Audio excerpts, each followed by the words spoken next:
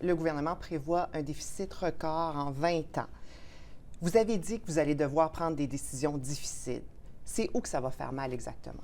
Non, ben, il y a plusieurs places où on a besoin de beaucoup plus d'investissements qu'on ne peut pas faire aujourd'hui. J'imagine que vous avez vu, on a des écoles qui débordent, des écoles qui ont besoin de rénovation. Donc ça, c'est des investissements que vous ne pouvez pas faire, Oui. mais reste que vous allez devoir aller chercher des économies. Ces économies-là seront faites où exactement? Ah oui, bien c'est ça, qu'est-ce qu'on cherche? On a vu l'année dernière, quand on parlait avec le district scolaire, de où est-ce qu'on peut trouver des opportunités. Si on veut investir dans la salle de classe, c'est quel choix est-ce qu'on doit faire? Investir ici ou arrêter d'investir là pour avoir les ressources à mettre dans la salle de classe. Ce n'est pas une décision facile de faire ça. Mais je vous repose la question, il y a des économies qui doivent aller chercher, Oui. être cherchées finalement, être trouvées à travers tout ça. Quel secteur vous allez cibler? Est-ce que la fonction publique, comme ça a été le cas au fédéral, pourrait être ciblée? Oui, absolument. On a demandé déjà à chaque sous-ministre, parce qu'on est dans le processus budgétaire pour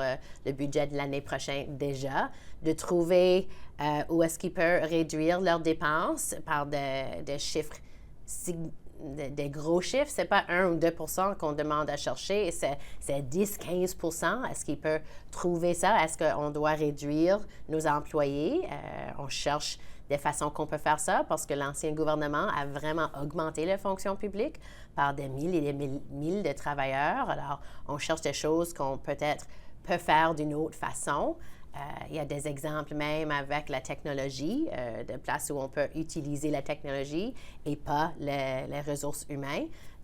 Donc, il y a des Néo-Brunswickois qui peuvent s'attendre de perdre leur emploi l'an prochain? C'est possible. C'est possible qu'on va réduire les employés du fonction publique et aussi réduire nos dépenses avec nos partenaires qui, eux autres, doivent considérer de réduire leurs employés parce qu'on ne peut pas tout payer et on ne peut pas tout faire.